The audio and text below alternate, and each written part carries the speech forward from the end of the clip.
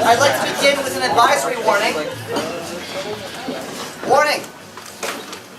The following program may not be suitable for young audiences. It may contain scenes with adults and/or cartoon violence, nudity, profanity, use of tobacco, but not alcohol because we're all in the wagon here, satanic imagery, sad circus performance, which is basically the same thing, all right? Viewer discretion is strongly advised. Enjoy the show.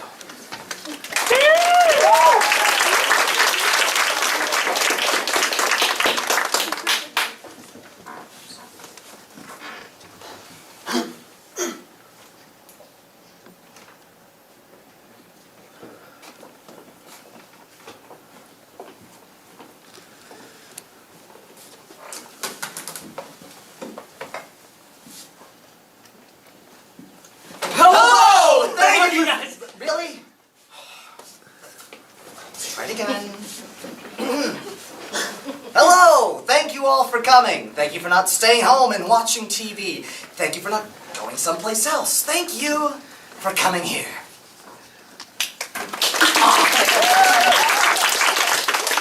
But you know, despite the applause, I really hate it when you don't do that. And what I mean by that is when you don't say hello. We're just a room full of people, might as well say hello. Hello! Hey. Too late. Hi. So I made this action up. I did. For group! Hi, group. A bunch of fucked up people sitting around in tiny little wooden chairs in the basement of Our Lady of Perpetual Hypocrisy's church, sitting around smoking cigarettes, drinking coffee, and being all fucked up.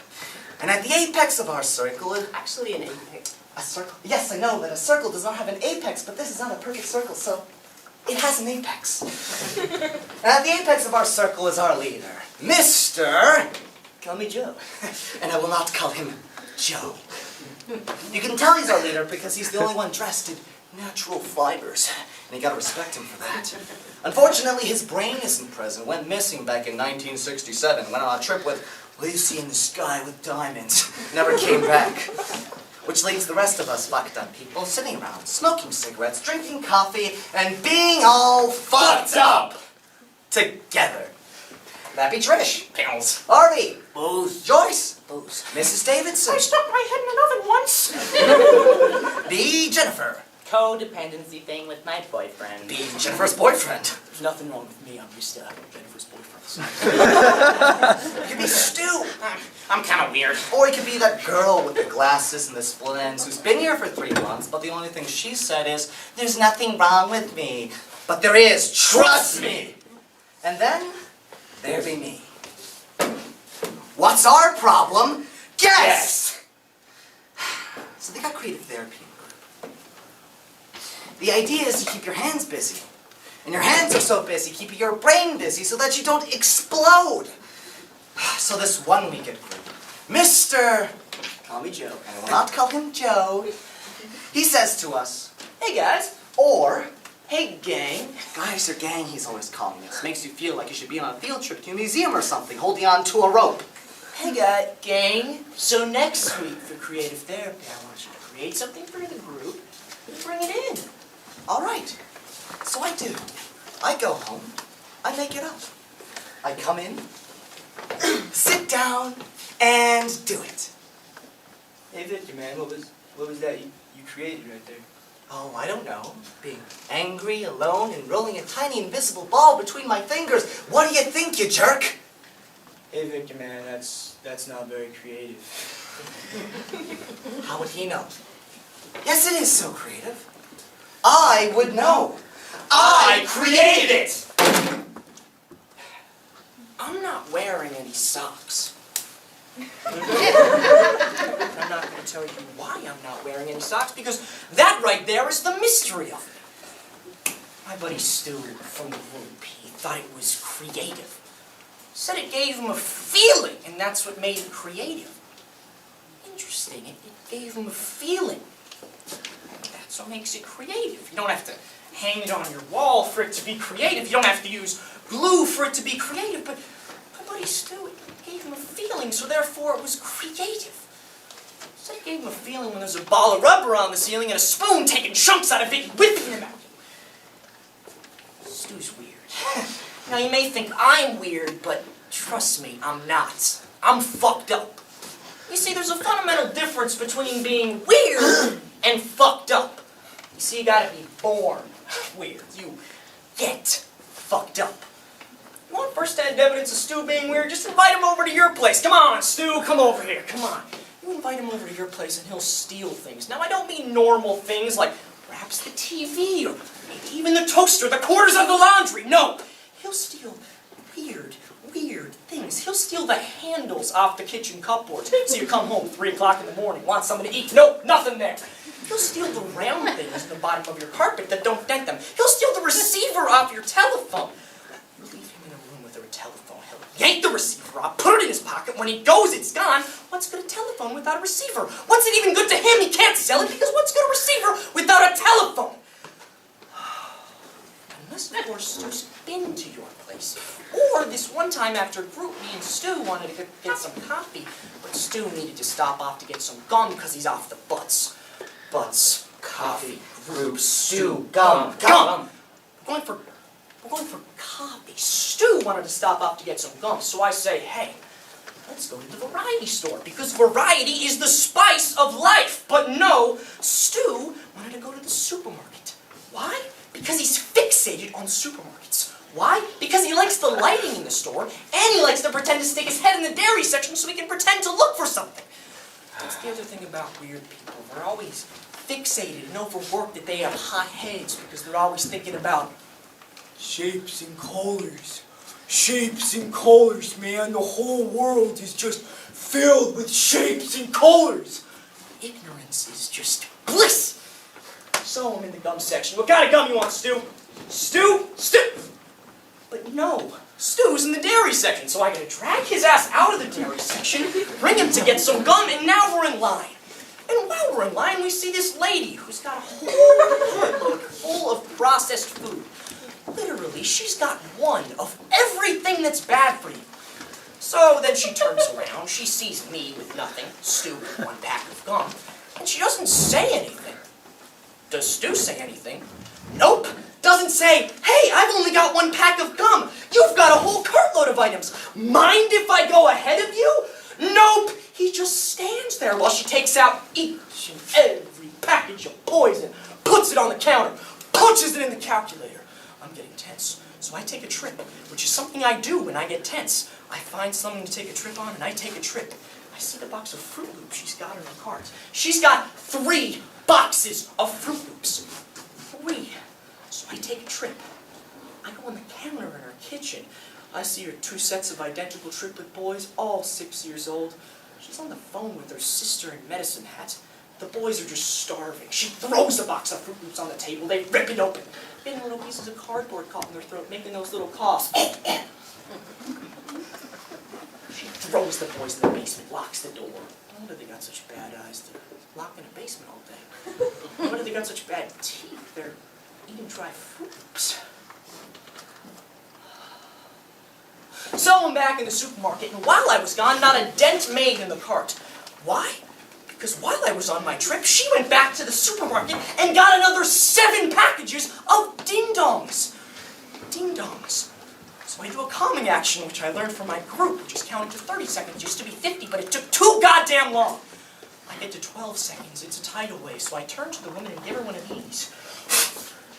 Another one of these. Is anybody home? That's the problem with this country. There's nobody home.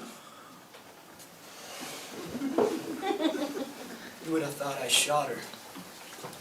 Cops there and everything. They're arresting me with what? That was a metaphor. That was a symbol I was doing. Assault? What do you mean? Stu, back me up on this one. Stu, come on, Stu. No. Stu's gone. Because while I'm getting arrested with the metaphor, with the symbol, the real criminal's 15 blocks away with a stolen box of Bubblicious. It's the world we live in, folks. Welcome to it. 2 weeks later, I catch up with Stu. Idiot! Stu says to me, Man, you're weird. And I gotta remind him, yet again, Stu, you're the weird one. Me, I'm just fucked up.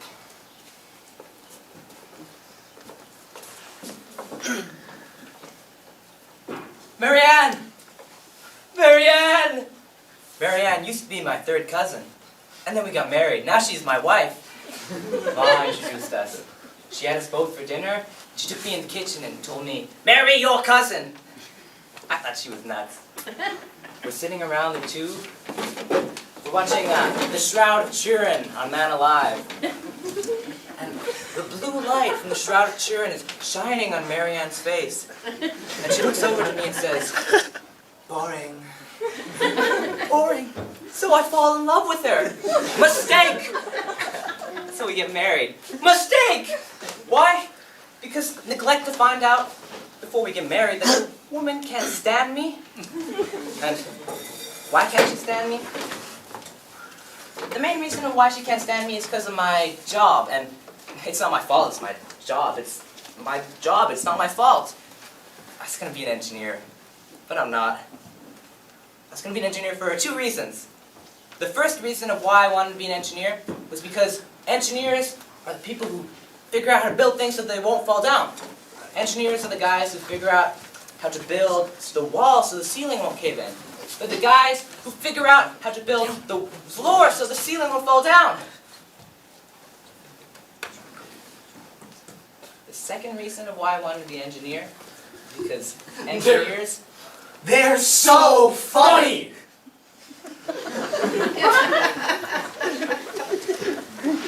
yeah. But it's not a joke. It's not. Anyone could tell a joke. I could tell a joke. Now that's funny! But it's not a joke. It's a prank. And a prank is to be respected because a prank involves camaraderie. Camaraderie was something I never had. Camaraderie was something I always saw 25 yards away with a guy and a ball. I never had any camaraderie.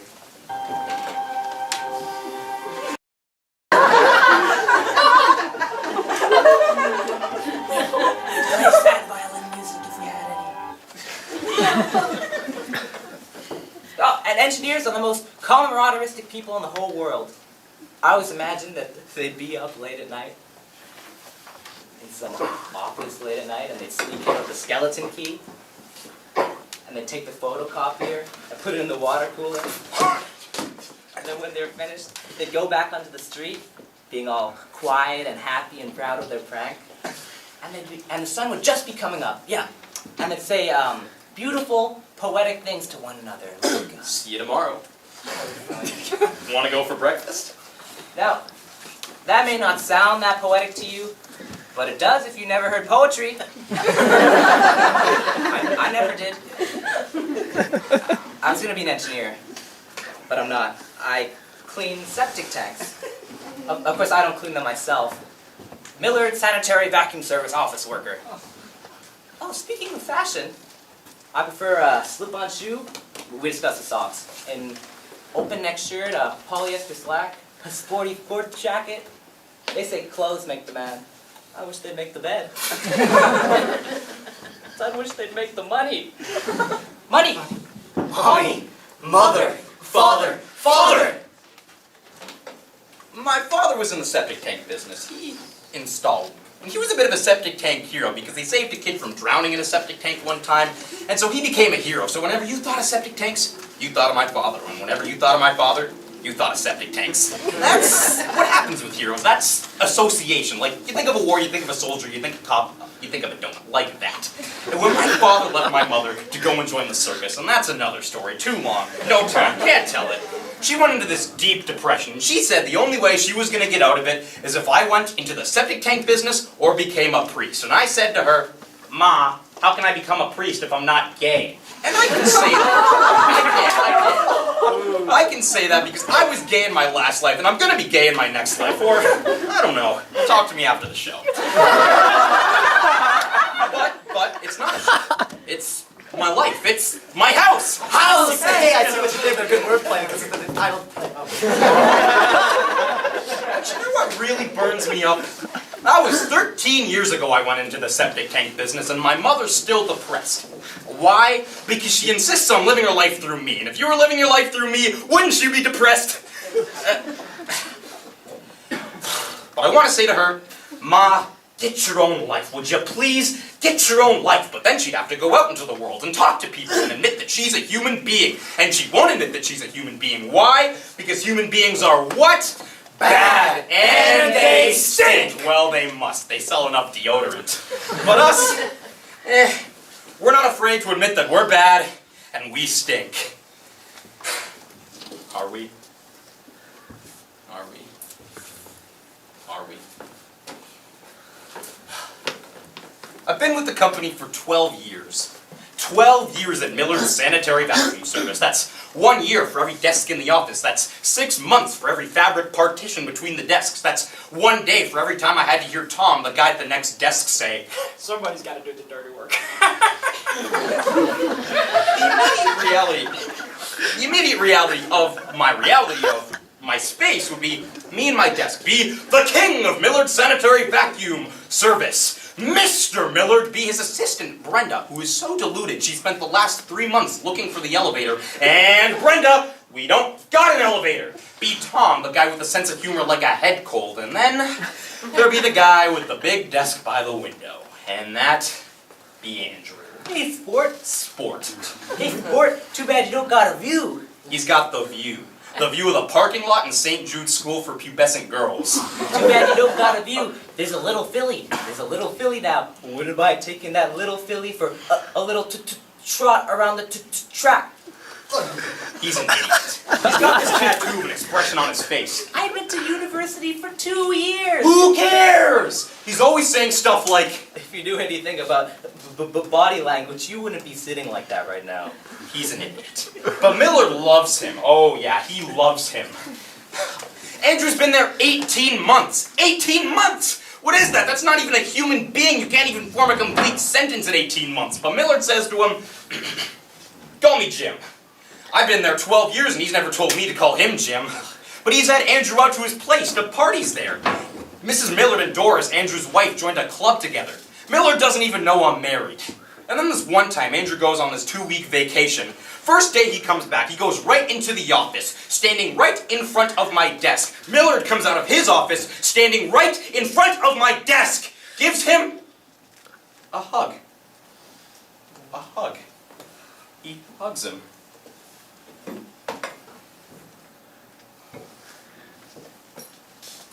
I mean, why didn't he just pour hot wax in my ear?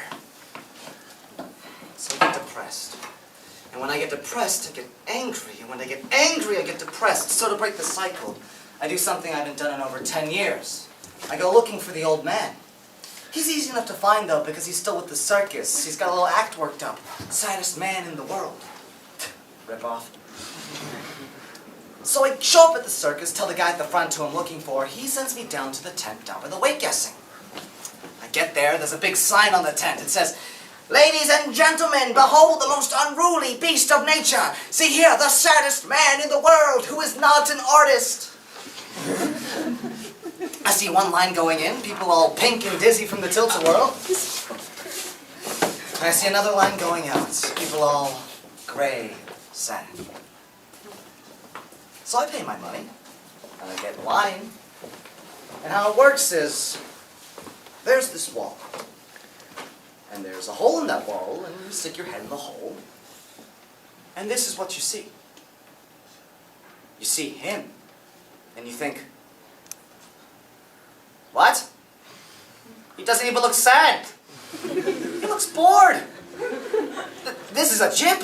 I want my money back. $2. I want my money back! But before you can look away, his face goes all foggy and it's not him anymore.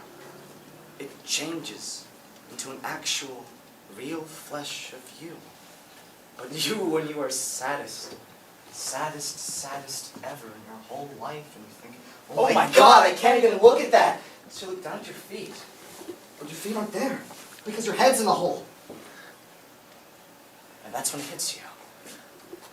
And that secret of the secret, that place you know, but you're afraid to say that you knew.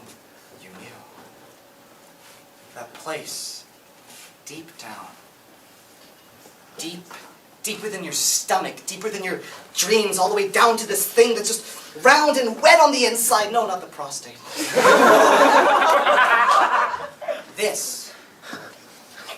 That's the thing of human beings aren't built to last.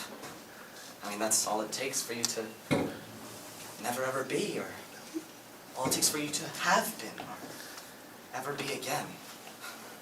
All it takes is...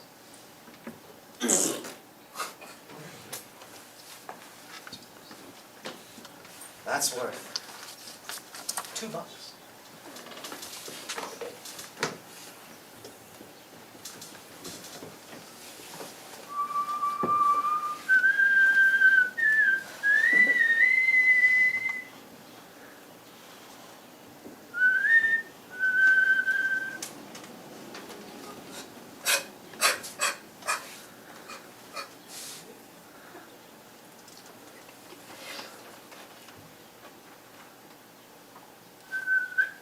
You guys know how it is.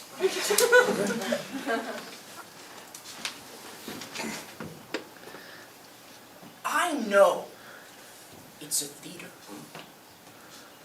I do. I know it's a theater. I know it's a stage. I know it's a chair. I know it's a light. I know it's a light. I know you're a house! Oh no! Oh no, here he comes! Oh no, here he comes! I thought this was a theater! I thought this was a play! He's ruining everything! No! No! Bet you thought, and you wished you stayed home now, huh? Watch TV, because TV doesn't make you stand up and turn your head around or make your neck sore. Nice theater, eh? Acting. Now, they give awards out for acting. Really, they do. They do. Best liar. Thank you very much. Thank you very much. But have a seat. But have a seat. Thank you very much. Best directed lie! Thank you very much! Oh, sit though, sit, thank you. Thank you very much. Best written lie! Thank you very much! Thank you very, very much! Have a seat though! Sit! Sit! Sit now, thank you. See, I know all about awards. Because I won one once. No, really, I did. I won. 1, 2, 4, 8, late, work, sell! Salesman of the month. I won Sanitary Vacuum Salesman of the Month, and I don't remember exactly what month it was, but it was at least for as many as 28 days, or maybe as many as 31 days, and either way, that is a lot of days to be the best. And I was. And this wasn't some in-office thing either. It's run by the Sanitary Vacuum Umbrella Organization, and that takes in everything. Sales, installation, service, everything. I didn't even know the organization existed until I got that letter, but hey, I wasn't gonna argue. Salesman of the month. So when I get that letter, I work it all out in my head how it's gonna be night of. Night of, me and Marianne take a cab down to the Ramada Inn where the awards are being held. Take a cab, because I'm on the booze then. Don't drink and drive.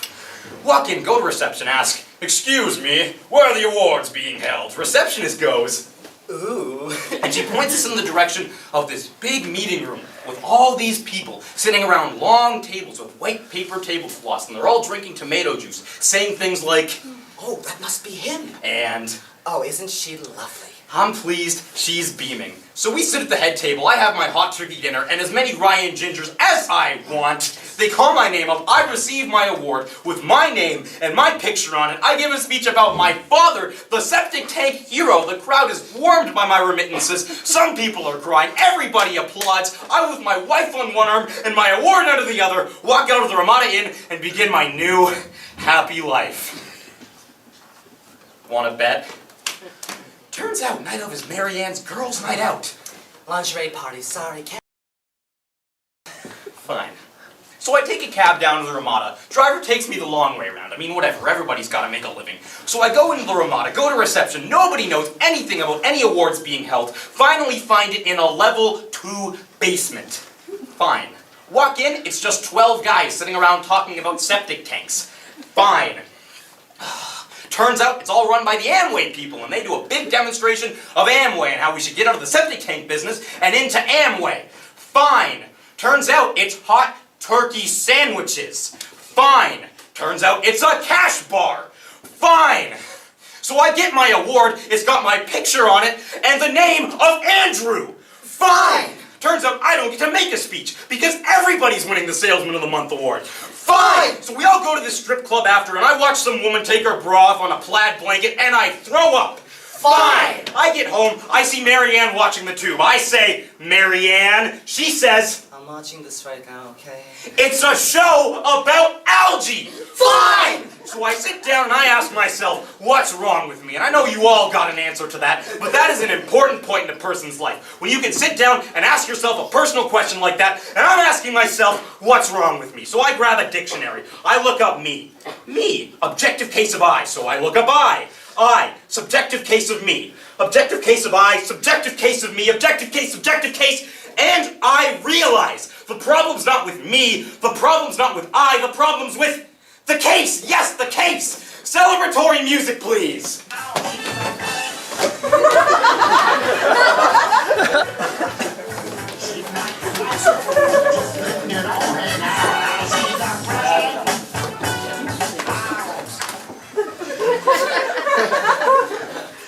Really? Really, man? Come on. We're done, all right?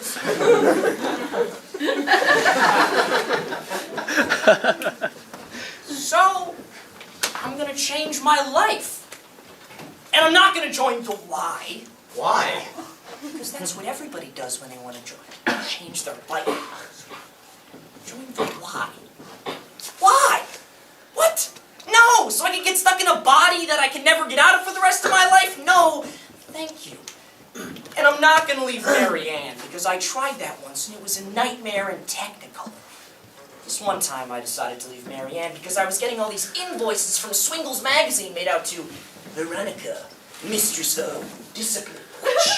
And I want no part of that. No, no, no, no, no. So I pack up my bags and I go to my buddy Stu's place. And the first person I see at the door is Stu's girlfriend. She takes one look at me and my suitcase and goes, No way. slam. Fine. It's her prerogative to say no because she knows how weird Stu is and she thinks I'm a bad influence on Stu, so guess you gotta respect her for that. Then I go to my sister's place, and lucky for me, my sister doesn't have a problem with me. She does have this one problem, though, with annulments. She's had 5 annulments in her life. It's easy for her to get them because she used to go out with this bisexual guy, Dave, who used to be a bishop, and now he's a priest. So basically, she just calls up Dave all the time and goes, "Oh, Dave, it's just not working with this guy." And Dave just gives her one of these, gives her one of these, and just like that, annulled, annulled, didn't happen, annulled, didn't happen, didn't happen, didn't happen, annulled. The Catholic Church, what a real stroke of brilliance, eh? There's something else. What 6 kids?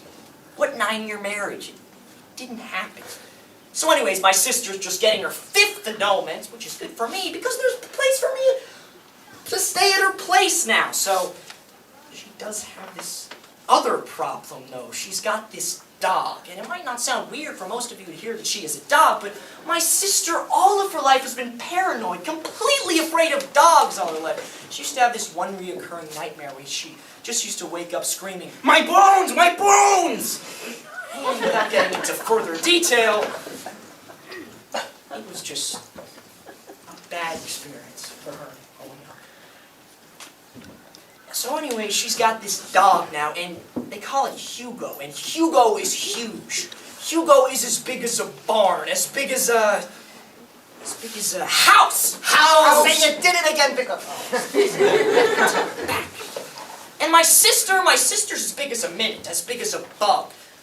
And I think this is strange. So the next aid group, they're all playing Word of the Week, and I hate Word of the Week. And it comes to my turn, and I tell the group about how my sister has this dog, and it's almost as big as her. And Mr. Call Me Joe says to me, "Hey, Victor, man, I think I know what your problem is." "Oh yeah, hotshot, what's my problem?"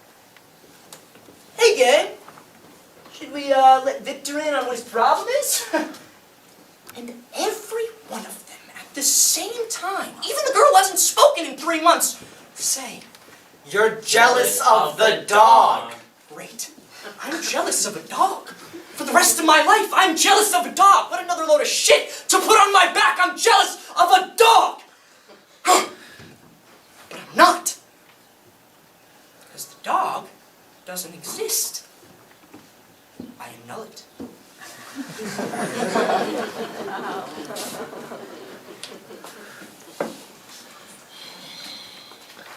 Ma! Ma! Nothing. Okay then. Ma, I'm gonna get a divorce from Marianne. If you divorce your wife, you will spend my an God. eternity in hell!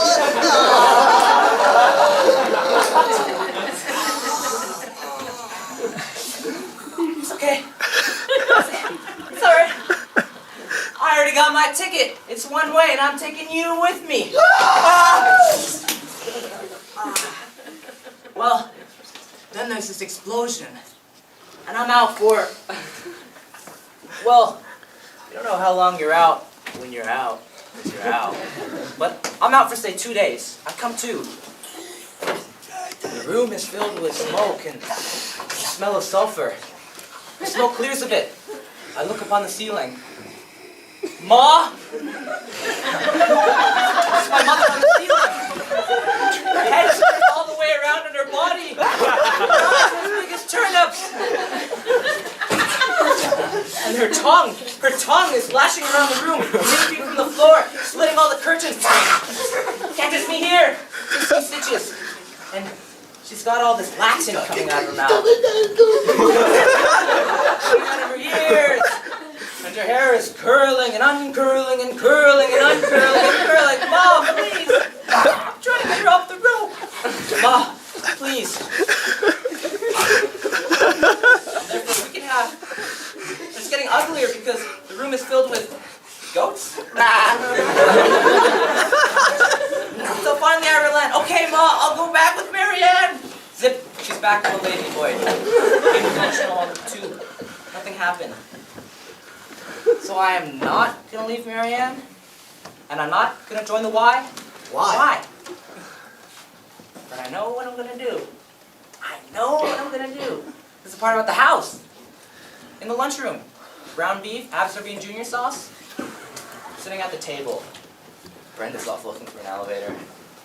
Tom's telling Helen Keller jokes to the coffee machine. Andrew and Millard are all over one another as per usual. And I'm sitting there, moving a cup back and forth. Helps me think. Move it back and forth very quickly, so it becomes long and blurry. Helps readjust my reality. And I'm thinking, yeah, I'm gonna do it. I wait till Andrew goes to the can. I go over to Millard, and I gotta wait a minute before he notices me. Then he looks up and he's, "Hey sir, how you doing? Listen, I saw your car in the parking lot. You got a wax job. Hey, I got a wax job on mine last spring. Looks great. $50 but worth it. Listen, I don't want to take up too much of your time, but I got some work done, me and my wife, at our house. Oh yeah, Marianne, years. And yeah, I was talking to my wife and we were just thinking, you know, we've been here for 12 years and we never had like a dinner or... And I was just wondering if you might be interested in coming to my house." And he hems and he haws and talks about his busy schedule. And I say, "Please, sir." Yeah, I'll come. A coup! So me and my sister, we go to the bank, we co-sign a loan for $12,000. I get a new landscaping job on the front yard, new floodlights on the house, new carpeting on the ceiling, hallways, floor, get whole new fixtures in the bathroom, end of the day. Get a whole new gut job on the ceiling, walls, floor, brand new appliances. All new. I go down the morning of the night of, the place is like a dream. Literally, it's like one of those places you see on TV with a whole family sitting around the fireplace playing board games. Everything is perfect. Except for the kitchen floor. Ran out of money, been locked out. What are you gonna do? I'm late. I gotta leave. But that's okay, because Mary Ann can do it. I walk in the kitchen only to see Mary Ann sitting on a box of tiles talking on the phone. I go in and ask Mary Ann, "Who are you talking to, Mary Ann?" Nobody. If I had a dime for every time Mary Ann was on the phone talking to nobody, leaving the house going nowhere, or coming home after doing nothing, I would be a trillionaire. But that's okay. That's okay. And I'm explaining to Mary Ann that they're self-adhesive. They're self-adhesive. They're easy. They're easy. They're black and white. Black tile, white tile, black tile, white tile, black tile, white tile, easy! Hey, Mary Ann, don't even have to know the difference between your colors to put down the tiles, just black and white. Mary Ann stands up. I go over and smell her hair.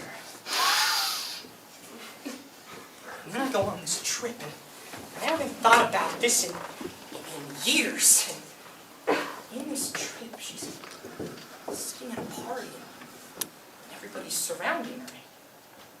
They're looking at her, and they're listening like it's the most interesting story they've ever heard. When she finishes, everybody laughs, and not some sort of "please like me" kind of laugh, but a real, genuine type of laugh that sneaks up on you and makes you snort at the end. And I'm looking at her, and I'm thinking to myself, my God, she's mine. So I'm thinking this on the ripped up tile floor, Mary Ann comes up. You are full of shit. She's always doing that shit metaphor with me about my job, and it's not my fault that it's my job, and I wanted to be an engineer, but I'm not. But she's always doing that shit metaphor with me, like, You're full of shit. you suck shit, you eat shit, it's so cheap. Somehow it gets under my skin and pushes my button.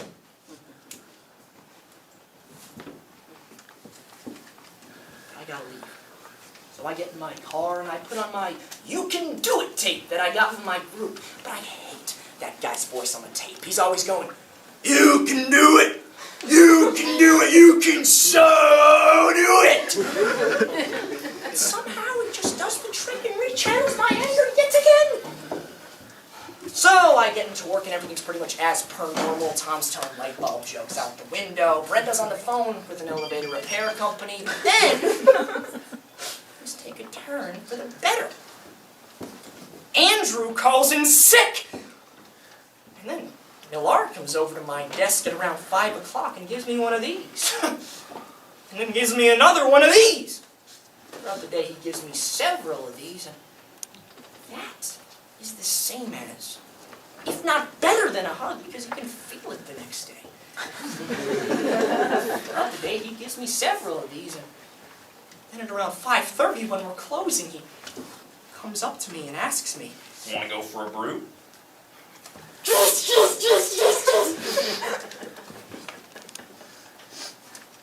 Yeah. So we go to the pub next door, he gets beer, I get a coffee because I'm off the booze. And I'm thinking to myself, if anyone were to come in right now and see us sitting together, they'd be like, Couple of guys out for a drink. One guy's drinking coffee, one guy's drinking beer. Buddy must be on the wagon. they didn't even know the truth. And Millard is really talking to me right now. He's asking me about which school I went to. Where'd you go to school? He's asking me about my family. Are your parents still living? He's asking me about my favorite ball team. What's your We've favorite? got the same favorite ball team. They're not the local guys either. The guys that play way out of town that nobody even cheers for.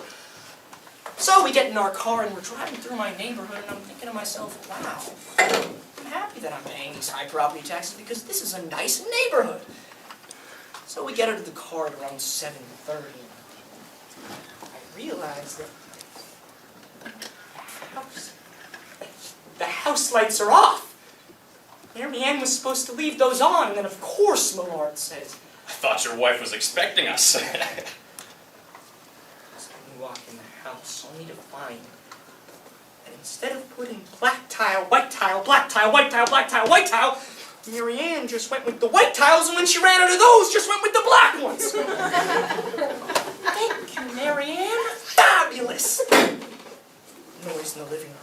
Go in the living room, only to find Mary Ann boots up to here, rubber panties, no bra, no shirt, no nothing. And she gets up, only to see Andrew with the diaper tied up.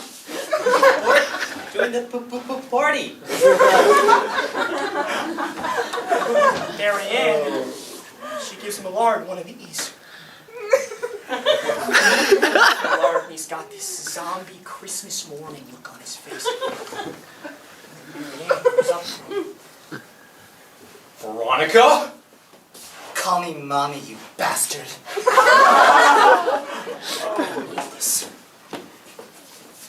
I need this. So I get a motel for the night. Going to work the next morning feeling like a real jerk. Andrew called in sick. Of course, Millard didn't have to because he owns the place. I get a call around 2:30 from Mary Ann. Please make other arrangements for the rest of your life. Nick. But then I get this call around 3. And I pick up the phone and I hear this voice. Hello, this is Millard's lawyer. Millard would like to sit down with you and discuss the possibility of purchasing your house. He wants to buy my house? He wants to buy my house. He wants to buy my house!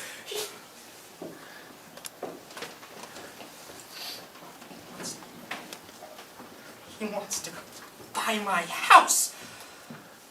And I think about this, and I think about this, and I think about this, and I think about this, and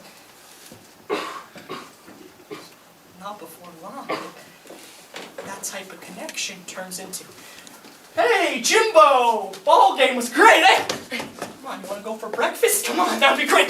Come on, you need anything? Come on, you need some help? Come Need on. a lift? That'd be great. Need some cash? Need a wife? Need a house? The shirt off my back? A pound of flesh, perhaps?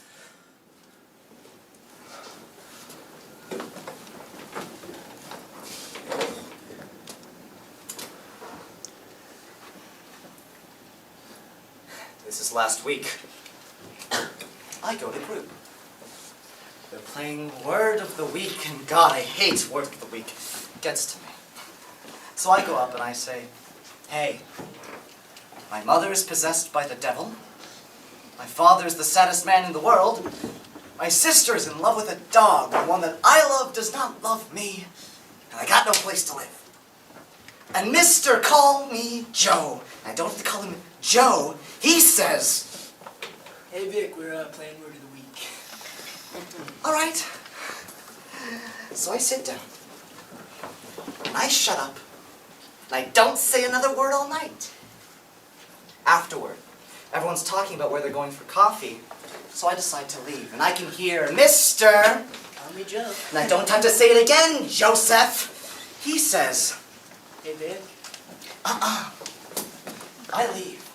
And I walk out of that place with the luck of a man who is not coming back. So I'm at Denny's having my 6th cup of coffee, and this girl walks into the booth where I'm sitting, and she's got this book, and she asks me, "Mind if I read out loud?" I say, "What?" She takes this as a yes, and she starts reading, but after a couple pages she gets bored and stops. Then she gives me this look of, "You know, smoking's bad for you," and I say, "Leak that to the media." So we start talking, and she tells me about her life, and that she's Scottish. And then she starts to cry, because her life is pretty terrible. I mean, she's Scottish. And that's what it hits me. Hey, she's a stranger, right? A perfect stranger. Perfect. So I say to her, "Hey, you're a stranger, right? A perfect stranger. Perfect. I'm gonna ask you something. And whatever you tell me to do, I'll just go by that, I guess." So I say to her, "My mother's possessed by the devil. My father's the saddest man in the world. My sister's in love with a dog. The one that I love does not love me. And I got no place to live. What should I do?" Now, she doesn't jump in with some answer like, "Join the Y!" No. She thinks about it.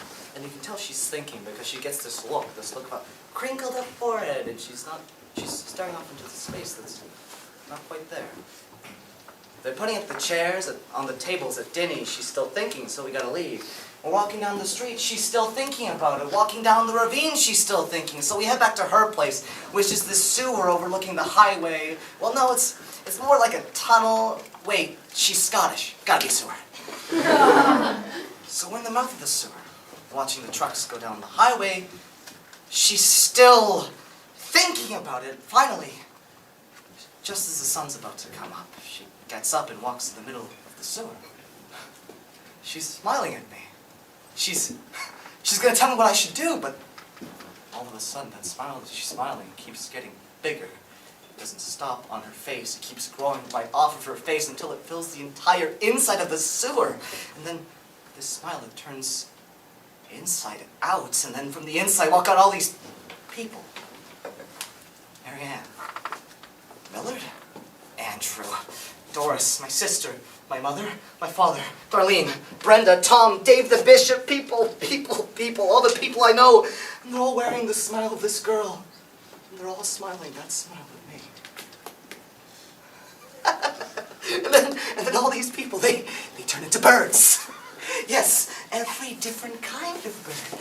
Normal little brown birds, pigeons, bluebirds, eagles, birds of extinction, birds from storybooks, every different kind of bird. And then these birds, they come over to me and they put their claws in me, but on my skin, just in my clothes, in my jacket, in my pants, in my shoes, and my hair a little bit, but not too hard.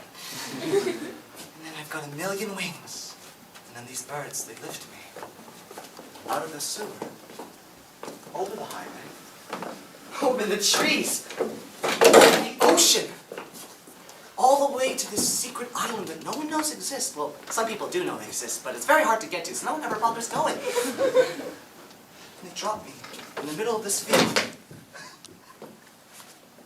And I have this dream. We're not in the theater. We're not in the building. We're in this dream. And we're on a bus going north to Wada-Witchawawa. Yeah. It's very far north, and we've never been there before, which is why we're going. It's night, dark, quiet. Those little bus lights are on, and some people are reading, but some people are looking out the window. At the highway going by, the trees moving, stars in the moonlight, animal eyes in the woods. Dark, quiet. And then this woman at the front, the one in the blue sweater, yeah, that bought the egg salad sandwich at the pee break. She starts singing this song. And we don't know it, but we all start singing along too, which I guess means we know it, right? Well, I'm coming by tomorrow with a hacksaw and a hammer. Gonna build a little place for you and me. Be just the way we like it. Gonna make sure that it's